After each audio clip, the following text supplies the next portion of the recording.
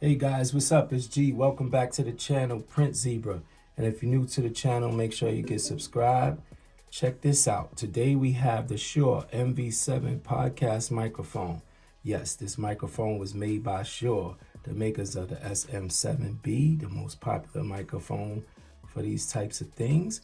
But now they made one specifically for like YouTubers and media creators. Let's get into it and see what's inside the box. Use this little thing. I don't know where my razor's at.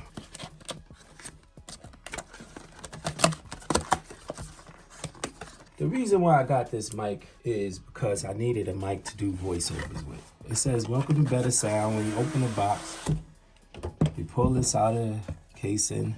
Now, one thing I want to talk about is the SHURE Motive app, right? Now, the SHURE Motive app is an app that comes with this. That's something that you don't get with the SM7B. Oh, okay, this opens like this, guys. So, the SHURE Motive app is something you don't get with the SM7B. You only get it with the MV7, and the SHURE Motive app helps. It helps your voice a lot. Like it puts like condenser effects and stuff on your voice so you can get a real clear sound, and it also works in different scenarios. Right now, this is not a comparison video to the SHURE SM7B, but I need to compare it to this video throughout the video just to show you the standards of this microphone, because the SHURE SM7B is popular and everyone knows about that. Okay, so you got your little quick start guide here. It tells you that you can connect it via XLR and via USB. That's another selling point for me, because I want a more simpler setup, right? And I don't always want the big XLR cables. I want to be able to record from a phone if I need to. Right here, we have this beautiful, and it feels heavy, very well made, solid metal microphone, the SHURE MV7. Now, I've bought the SHURE SM7B on more than one occasion, and I've returned it both times. First time I returned it because I didn't have a cloud lifter. Second time I returned it because I wanted something with a little bit less stuff. I decided to switch up and go with this one. We have this beautiful mic, the MV7. It's a USB mic and an XLR mic. It's a podcast mic. This is how it looks without the pop filter. As you see right here, you can plug up headphones, USB, and we have an XLR cable right here. An XLR input right there. That's the pop filter. Now, this pop filter feels a little bit flimsy, especially when it comes to this microphone, because let me tell you guys, this microphone is very well built. You can feel it right here. It has touch controls on it, where you could control the mic volume, and I think you can mute it, and headphone volume here. This is the main grain right here, and we will be using this mic from here on out, starting in our next video, and every time we need to use voiceovers. We do have the Rode Wireless Go 2 set, and that's another thing. Right now we're not using that because we want to get this video out to you. So in the box, we have two USB cables, right? A USB type A and a USB type C. Okay, now these cables look to be about 6 to 10 feet long. And let me see. Yeah, this is more than 6 feet for sure. Yeah, longer than 6 feet. It's a 10-foot cable, and you should be able to hook up from anywhere, any boom arm to a computer. That seems like it's more than enough wiring. And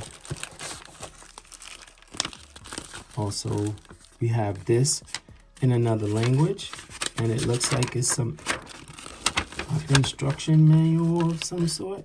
Like I said, the reason why I got this is to do more voiceovers, to try to give you guys a little bit better videos.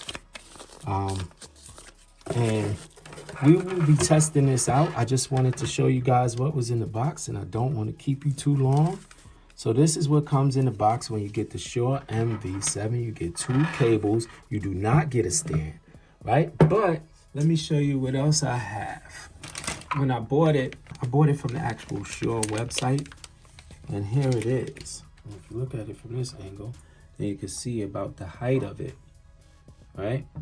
And this came with it, so it should fit right on, but it may have some sort of adapter. And you see, you could bring it down low as that. That seems like the lowest you could bring it down. Put it on here, this. You spin that around on there like that, or you could just hold the microphone and spin the stand around. Let me just do this and get this off of the table, right? Now, so we have it sitting like that. How would I actually have it? Let me see. Yeah. This is how it looks on the stand. And this little tripod stand could work out for me in a bunch of scenarios. I also picked this up. This was very highly recommended. So this is from the Shure microphone store. I will leave a link in the description. So this is an extra pop filter, right? Now, I didn't see anyone actually use this versus that, but this is highly reviewed and they said that it fits. So we're gonna check it right now. That's a pop filter. This is the pop filter. You see the differences of what comes with it. Now, what I think what it's doing is giving it the same thing as something like the Shure SM7B, because what it's doing is, being that these microphones are about this big, is giving it about this much more space away from the actual pop filter, which is like a cushion before the P's could hit it, which is very smart. So you other microphone companies watching this video, take note. That's what you need to do. That's key right there, because they did it with the SM7B. That's why you need the cloud lifter. It puts the microphone almost at a distance.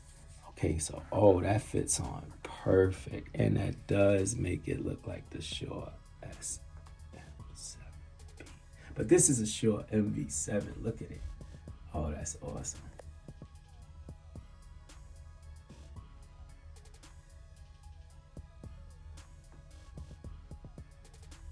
Okay guys, so if you like this video, hit that like button. Make sure you get subbed up. And if you guys want to, I will get this SM7B and compare it directly to that with this pop filter. Thanks for watching. It's G. I'm out.